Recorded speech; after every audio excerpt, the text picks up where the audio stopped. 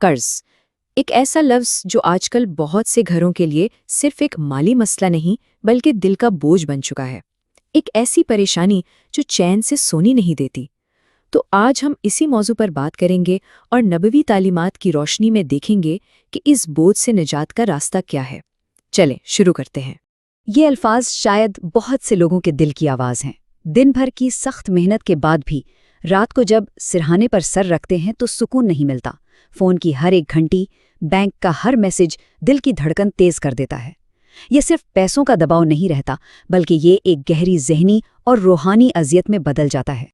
اگر کوئی اس کیفیت سے گزر رہا ہے تو وہ یہ نہ سمجھے کہ وہ اکیلا ہے۔ یہ آج کل ایک عام مسئلہ بن چکا ہے، لیکن سب سے اہم بات یہ ہے کہ اسلام ہمیں کسی بھی مشکل میں تنہا نہیں چھوڑتا۔ قرآن اور سنت میں ہر مسئلے کا حل موجود ہے، اور قرض کی اس پریشانی کا بھی۔ اب دیکھیں، یہاں ایک بہت گہری بات سمجھنے کی ہے۔ اکثر ہم سمجھتے ہیں کہ مسئلہ صرف پیسے کی کمی کا ہے، لیکن اصل میں مسئلہ پیسے سے زیادہ برکت کی کمی کا ہوتا ہے۔ یعنی پیسہ تو آ رہا ہے لیکن اس میں ٹھہراؤ نہیں ہے، پتہ ہی نہیں چلتا کہ کہاں چلا جاتا ہے۔ یہ صورتحال نہ ایک بند گلی جیسی لگتی ہے نا، لیکن اسلام ہمیں بتاتا ہے کہ یہ بند گلی نہیں بلکہ یہ ایک اشارہ ہے، اللہ کی طرف واپس پلٹنے کا ایک موقع ہے۔ مایوسی کو چھوڑ کر توکل یعنی اللہ پر بھروسہ کرنے کا وقت ہے۔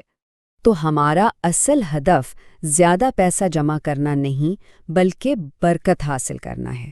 برکت یہ وہ اللہ کی خاص رحمت ہے جو تھوڑے سے مال کو بھی کافی بنا دیتی ہے اور اس میں سکون اور اطمینان پیدا کرتی ہے۔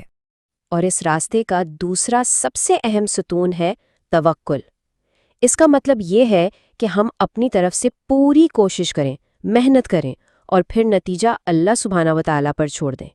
یہ یقین کہ وہ ہمارے لیے بہترین انتظام کرنے والا ہے، یہی بھروسہ دل سے سارا بوجھ ہلکا کر دیتا ہے۔ تو خلاصہ یہ ہے، یہ ایک بہت سادہ لیکن انتہائی طاقتور فارمولا ہے۔ حلال کمائی وہ بنیاد ہے جس پر سب کچھ ٹکا ہے، دعا ہمارا اللہ سے براہ راست رابطہ ہے، اور توکل اس رابطے پر ہمارا پختہ یقین ہے۔ جب یہ تینوں چیزیں ایک ساتھ مل جاتی ہیں تو اللہ اپنی رحمت سے برکت کے دروازے کھول دیتا ہے۔ اور اب ہم آتے ہیں اس تجزیے کے بالکل مرکز میں، وہ خاص دعا جو ہمارے پیارے نبی حضرت محمد صلی اللہ علیہ وسلم نے اپنے صحابہ کو سکھائی تھی، خاص طور پر قرض اور مالی تنگی سے نجات پانے کے لیے۔ یہ ہے وہ مبارک کلمات۔ یہ صرف الفاظ نہیں ہیں، یہ اللہ کی پناہ میں آنے کا ایک مکمل اور جامع اظہار ہے۔ نبی اکرم صلی اللہ علیہ وسلم خود بھی یہ دعا کثرت سے پڑھا کرتے تھے اور اپنے صحابہ کو بھی اس کی تلقین فرماتے۔ ذرا اس دعا کی گہرائی پر غور کریں۔ یہ صرف قرض کے پناہ نہیں مانگ رہی، بلکہ یہ ان تمام اندرونی اور بیرونی کمزوریوں سے پناہ مانگ رہی ہے جو قرض کا سبب بنتی ہیں۔ فکر، سستی، بے بسی، کنجوسی اور لوگوں کا دباؤ، یہ سب وہ چیزیں ہیں جن سے نجات کے لیے اللہ سے مدد مانگی جا رہی ہے۔ لیکن یاد رہے، دعا کے ساتھ عمل بھی ضروری ہے۔ اسلام ہمیں ایک مکمل لائف سٹائل دیتا ہے۔ تو آئیے دیکھتے ہیں کہ اس دعا کو کن عملی کاموں کے ساتھ جوڑ کر ہم ایک مکمل حل تک پہنچ سکتے ہیں۔ تو یہ ہے وہ 4 نکاتی فارمولا، بہت سادہ لیکن انتہائی مؤثر۔ پہلی چیز، اس دعا کو اپنی زندگی کا حصہ بنانا ہے، صبح اور شام پابندی سے۔ دوسرا قدم، استغفار، یعنی مسلسل اللہ سے معافی مانگتے رہنا۔ تیسرا، اور یہ بنیاد ہے، اپنی کمائی کو حلال رکھنا۔ اور چوتھا قدم، صدقہ دینا، چاہے تھوڑا ہی کیوں نہ ہو۔ جب یہ چاروں چیزیں مل جاتی ہیں نا تو پھر ایک مکمل حل سامنے آتا ہے۔ اور یہ نبی حکمت اس بات کی کتنی خوبصورتی سے وضاحت کرتی ہے۔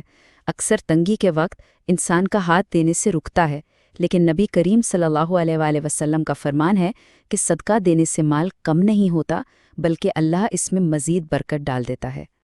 اور آخر میں سب سے اہم بات، امید کا دامن کبھی نہیں چھوڑنا۔ اسلام مایوسی کا دین نہیں ہے، یہ امید اور یقین کا دین ہے۔ قرآن کا یہ وعدہ ہر اس شخص کے لیے ہے جو مشکل میں ہے۔ یہ اللہ کی طرف سے ایک براہ راست ضمانت ہے کہ جب کوئی تقویٰ کا راستہ اختیار کرتا ہے اور صحیح راستے پر چلتا ہے تو اللہ اس کے لیے ایسے راستے کھولتا ہے جن کا اس نے کبھی سوچا بھی نہیں ہوتا۔ اس لیے کبھی بھی امید نہیں ہارنی چاہیے۔ اللہ الرحمن ہے، وہ سب سے بڑھ کر رحم کرنے والا ہے، وہ الرزاق ہے، تمام جہانوں کو رزق دینے والا ہے۔ جب کوئی بندہ اسے سچے دل سے پکارتا ہے تو وہ ضرور سنتا ہے اور ضرور جواب دیتا ہے۔